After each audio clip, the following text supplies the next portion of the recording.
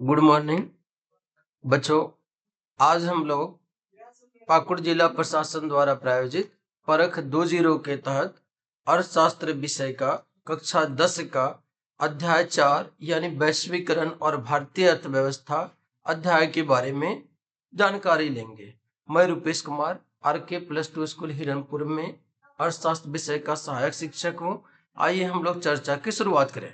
हम लोग इस पूरे वैश्वीकरण और भारतीय अर्थव्यवस्था को 2 वीडियो में पूरा चैप्टर के बारे में अध्ययन करेंगे। तो प्रथम हम लोग शुरू करें कि जो हमारा वैश्वीकरण और भारतीय अर्थव्यवस्था, उसमें ऐसा नहीं है कि आज ही ये वैश्वीकरण का प्रक्रिया अचानक तीव्र गति से हो गया। ये हम लोग जानेंगे वैश्वीकरण है, लेकिन अंतर्देशीय उत्पादन आज से बहुत पहले वर्षों में होता आया है। हम लोग जानते हैं जैसे हमारे देश में एक विकसित सभ्यता थी प्राचीन समय में, हड़प्पा सभ्यता। उस समय भी एक देशों से दूसरे देश के साथ व्यापार होता था। अन्य समय में भी, चाहे इतिहास में हम लोग जानते हैं गुप्त काल हो, मौर्य काल हो, जब भी और विश्व के अनेक देशों में एक देशों से दूसरे देश में व्यापार होता था, लेकिन बहुत सीमित मात्रा में होता था। धीरे धीरे आजकल ये जो बाजार है बहुत तीव्र गति से परिवर्तन हो गया। उस समय में कुछ सीमित वस्तुएं ही एक देश से एक जगह से दूसरे स्थान पर जाता था। आज ये प्रक्रिया बहुत तेज हो गई। इस प्रक्रिया को तेज करने में सबसे जो महत्वपूर्ण भूमिका निभाया वह है हमारी बहुराष्ट्रीय कंपनियां। यानी बहुराष्ट्रीय कंपनियां, जैसा नाम से प्रतीत होता है, बहु मतलब हुआ अनेक, राष्ट्रीय माने जो अनेक राष्ट्रों में काम करती है, वैसी कंपनी को कहते हैं हम लोग बहुराष्ट्रीय कंपनियां। यानी बहुराष्ट्रीय कंपनी वह है जो एक से अधिक देशों में उत्पादन पर नियंत्रण अथवा स्वामित्व रखती है, और बहुराष्ट्रीय कंपनियां उन प्रदेशों में अपना कार्यालय या कारखाना उत्पादन के लिए स्थापित करती है जहां पर कि उसको सस्ता श्रम मिलता हो और उत्पादन के लिए अन्य संसाधन मिलते हो। अन्य संसाधन जैसे बिजली, सड़क, परिवहन आदि का सुविधा मिलता हो। ऐसा वो क्यों कर रहा है बहुराष्ट्रीय कंपनी? तो जो भी बहुराष्ट्रीय कंपनियां हैं वो प्राइवेट कंपनियां, निजी कंपनियां हैं, और उसका मुख्य ध्येय यानी मुख्य लक्ष्य होता है लाभ कमाना। तो बहुराष्ट्रीय कंपनी अपना उत्पादन लागत कम करने के लिए ये काम करती है ताकि अधिक से अधिक लाभ का प्राप्ति हो सके। तो कहां पे वो कंपनियां अपना इकाई स्थापित करेगी यानी कारखाना स्थापित करेगी? जो बाजार के निकट हो। बाजार मतलब जहां वो वस्तुओं को अपना बेच सके, जहां कम लागत पर उसको कुशल श्रमिक भी मिले। कुशल श्रमिक मतलब कहें बढ़िया इंजीनियर मिले सुविधा के लिए, जो कुशलता जानता हो, और कुशल श्रमिक मिले मैंने माथा पर बोझा ढोने वाला, कम कीमत पर मजदूरी करने वाला और कुशल श्रमिक भी मिले। अन्य कारक मिले जैसे बताए थे हम लोग, बिजली का व्यवस्था हो बढ़िया जो कारखाना चला सके, परिवहन का सुविधा हो आदि आदि। और बहुराष्ट्रीय कंपनी का नीति एक सरकारी नीति होती है जो बहुराष्ट्रीय कंपनी के नियंत्रण को प्रभावित करती है। कैसे? समझ लीजिए, ऐसे सरकार अगर मान ली कोई कंपनी यहाँ पर आया कोई चीज उत्पादन करने के लिए, मान ली वो बैटरी का उत्पादन कर रहा है, सरकार कहा अभी हमारे यहाँ जो भी इलेक्ट्रिक कारें बनाएंगे उसको 10 साल के लिए टैक्स में छूट देंगे। ठीक है, तो टैक्स हमारे यहाँ मान लिया अगर 10% है, तो अगर वो 5 लाख का कार है, 10% 50,000 का एक कार पर छूट मिल रहा है। इस तरह से करोड़ों रुपया कंपनी को प्रॉफिट हो जाएगा। और अगर यही सरकार उस पर टैक्स बहुत ज्यादा लगा दिया तो हमारे यहाँ उत्पादन नहीं करेगा। तो इस प्रकार से बहुराष्ट्रीय कंपनियों को प्रभावित करने वाला जो प्रमुख कारक है वो है बाजार से निकटता, कुशल और अकुशल श्रमिक की उपलब्धता, उत्पादन के अन्य कारकों की उपलब्धता, और सरकारी नीतियों पर नजर रखना उनका, जो उनके हितों का देखभाल करे। अब हम लोग निवेश किसको कहेंगे, पहले निवेश समझ लें, तब हम लोग विदेशी निवेश के बारे में चर्चा करेंगे। निवेश का मतलब है जैसे जो भी परिसंपत्ति जो हम लोग खरीदते हैं, जैसे भूमि पर भवन खरीद रहे हो, मशीन खरीद रहे हो, या उसके साथ साथ अन्य कोई उपकरण पर जो हम मुद्रा व्यय करते हैं उसको कहते हैं हम लोग, इस चीज को कहते हैं हम लोग निवेश। तो निवेश कहे ये हमारा निवेश है। अब अगर कोई दूसरा देश वाला आकर हमारे यहाँ निवेश करेगा उसको हम क्या कहेंगे? विदेशी निवेश। ठीक, तो यानी जो बहुराष्ट्रीय कंपनियां हैं, जो बाहर का कंपनियां हैं, वो आकर हमारे यहाँ पर अगर निवेश कर रही है उसको क्या कहेंगे हम लोग? विदेशी निवेश। जितना ज्यादा हमारे यहाँ विदेशी निवेश होगा, हमारे यहाँ का मतलब जिस देश में विदेशी निवेश होगा वहाँ कल कारखाना ज्यादा लगेगा, उत्पादन बहुत ज्यादा होगा। जब वहाँ के लोगों को रोजगार मिलेगा और वो हम लोग बाहर निर्यात कर कर पैसा कमा लेंगे। तो ये विदेशी निवेश का एक बहुत महत्वपूर्ण पहलू है।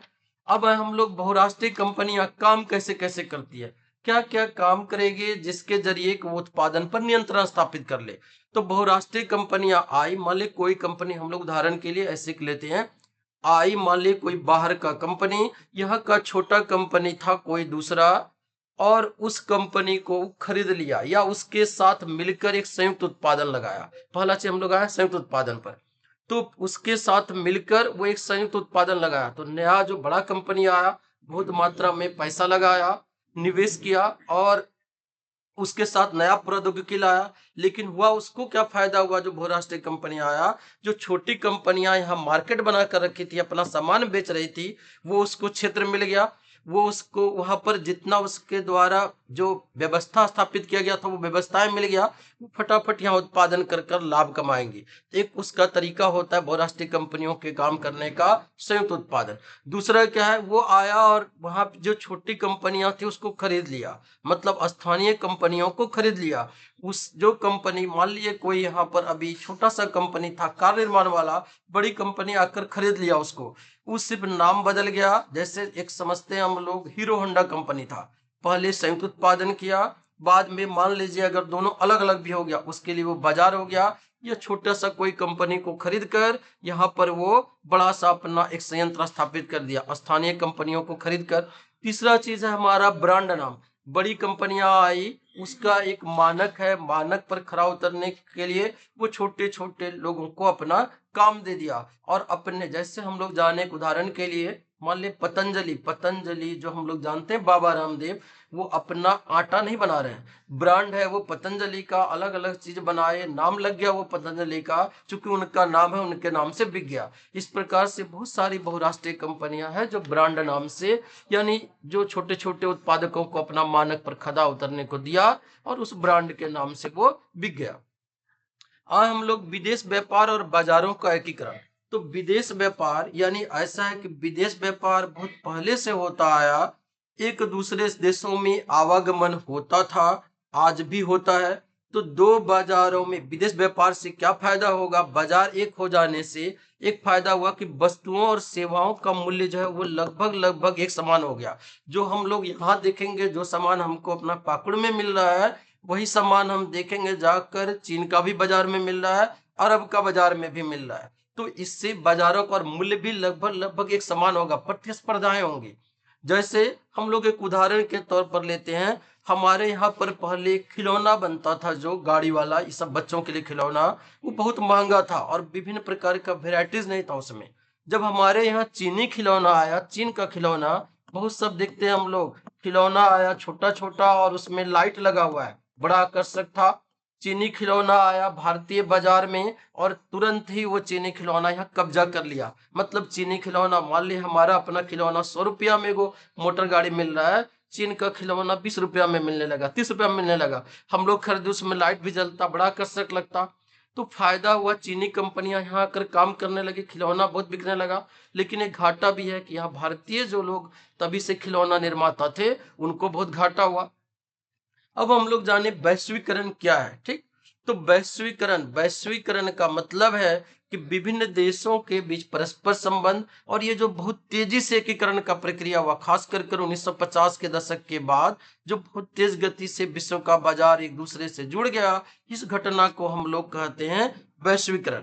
ठीक, और ये वैश्वीकरण की प्रक्रिया में बहुत महत्वपूर्ण भूमिका निभाया कौन, हमारा, तो ये बहुराष्ट्रीय कंपनी। एक देशों से, एक देशों में उसका व्यापार नहीं है, 8 10 15 20 देशों में व्यापार है, विश्व के कई देशों में व्यापार है। अब जैसे जाने हम लोगों के यहाँ कोई कंपनी, जैसे एक कंपनी है महिंद्रा एंड महिंद्रा, आया फोर्ड मोटर्स अमेरिका का कंपनी, यहाँ पर कार बनाने लगा, बहुत ज्यादा मात्रा में उत्पादन किया, भारत के बाजार में बेचा, साथ ही साथ भारत से अमेरिका में यहाँ से कार बेचते हैं, जाकर दूसरे अन्य देशों में बेचते हैं, अफ्रीका में बेचते हैं। तो इस प्रकार से ये विभिन्न देशों के बीच जो बाजार का एकीकरण हो गया, इस प्रक्रिया को कहते हैं हम लोग वैश्वीकरण।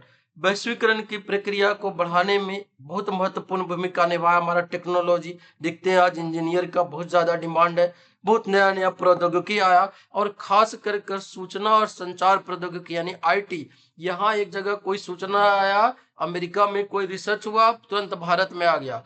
यहाँ से कोई सूचना हो, हम लोग तुरंत मोबाइल फोन के जरिए या अन्य इंटरनेट के जरिए दूसरे देशों में पहुंच जाता है। तो ये दोनों महत्वपूर्ण कारक है जो वैश्वीकरण की प्रक्रिया में महत्वपूर्ण भूमिका निभाया। अगले वीडियो में हम लोग इससे आगे की चीजों पर चर्चा करेंगे। तब तक के लिए आप देखते रहिए।